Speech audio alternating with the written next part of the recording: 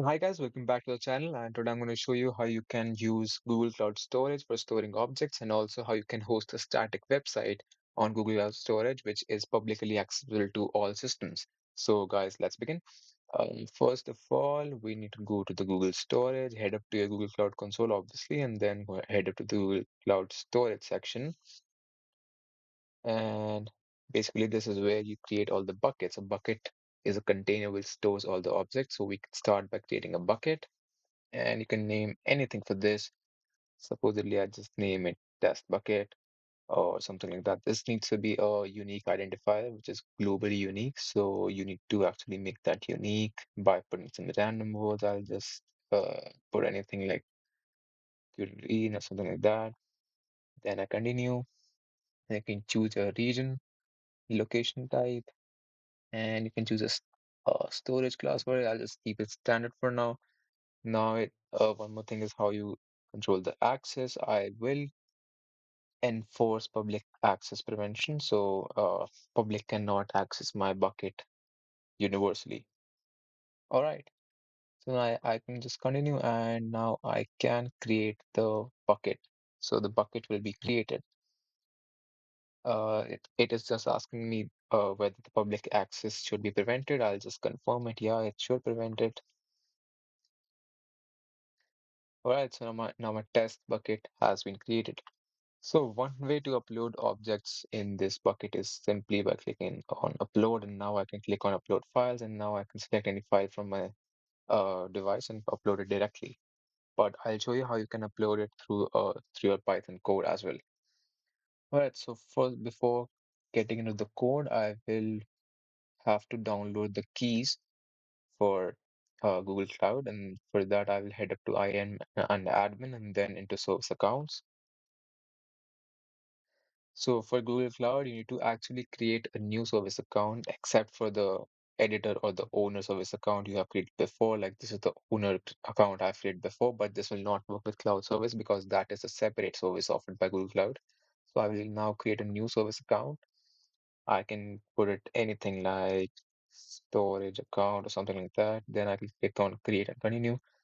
And now you actually need to assign a role to this for accessing the Google Cloud storage. You can assign it the roles of a backup and DR cloud storage operator.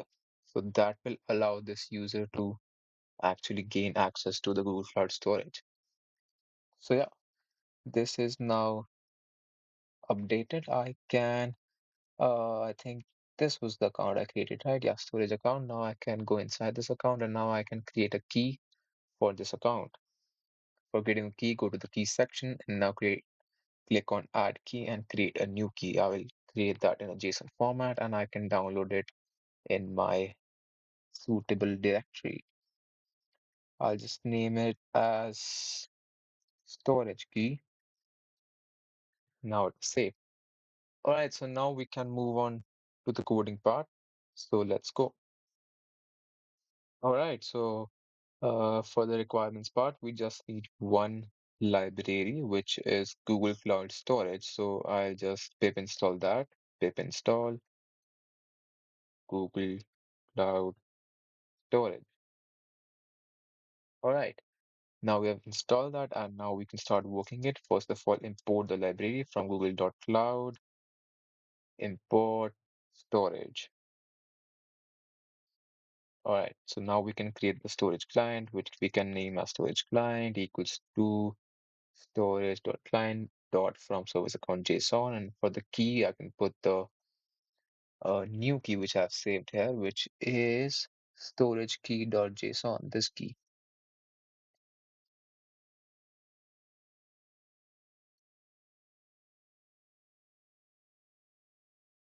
All right, now we can start working with the client. So first of all, we can specify the bucket we are working with. Bucket equals to storage client dot get bucket, and I need to actually put the bucket identifier name here, which I'll see from the Cloud Storage panel. It is named test bucket QWE. So I'll just put that name inside this test bucket QWE. So that should work fine. So now I'll upload uh now I'll upload an object onto that bucket. So first of all, we need to create a blob of that object. Blob is basically a data structure which is used for storing the objects into buckets. So I'll just create that by using the function bucket.blob, and then I can put in the object's path. So for this, I'll just use this image, which is just an image of a car. So the car.jpg for this purpose. And so now the image is converted, the object is converted to a blob type object, and now I can actually upload this using the blob.upload from file name function, and I'll pass the file name as car.jpg. I'll just print a confirmation message just in case.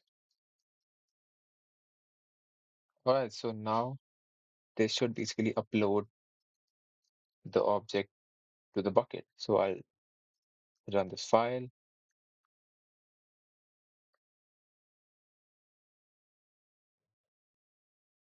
So yeah, it says it is uploaded.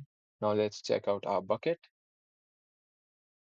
enter the bucket, and I can see there's car.jpg.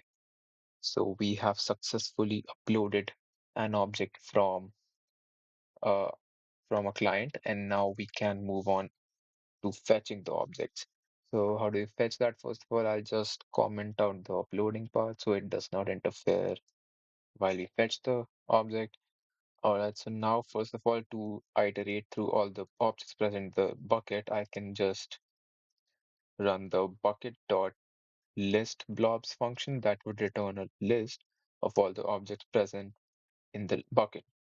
So I can just iterate through this using the simple loop, and I can get all the properties of that object like public URL, size, updated, and name. So I'll just get the name, the objects in the bucket.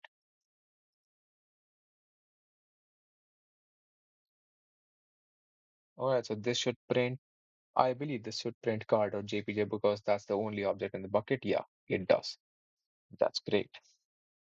All right, so now we can actually, so there's a concept of pre-signed URL in buckets and cloud storages, which is basically a URL which is activated for a certain amount of time, certain period of time. After that, which expires, and that URL is publicly accessible through anywhere. So how do we access that? Is URL equals to blob dot generate signed URL, and you can set up the expiration.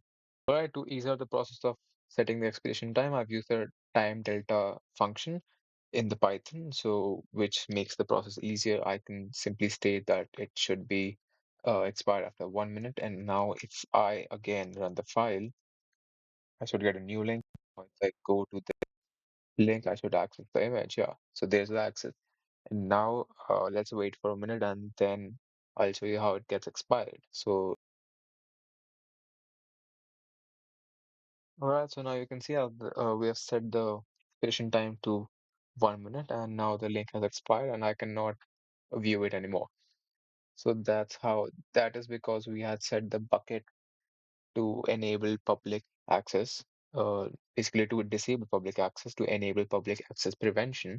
So that is why we cannot access the object publicly. Now, now we move on to the second part of the video, which is how we can host a website, a static website on Google Cloud Storage. So for that, we need to create a bucket which has the permission of public viewing. Basically, that's how we create a public bucket. I'll just name that public bucket 123. Now we can choose the standard. This is already taken, so I'll just create public bucket.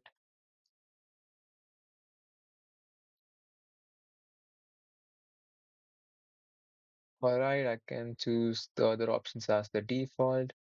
And now for this part, we can actually remove the prevent public access.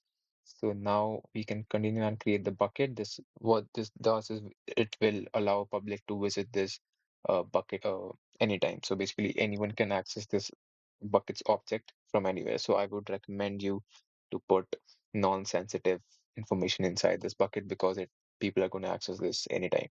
So I will upload a just a standard index.html file, which is a static website. I just created for testing purposes, and here it is. Now, so I can copy the authenticated URL for the object, and now I can paste it. And if I go to this, now we can see that the HTML is publicly available. So yeah, that's it for the video. We saw about how we can create buckets and store objects in that, and also how we can host a static website on Google Cloud Storage. So yeah, guys, thanks for watching, and bye bye.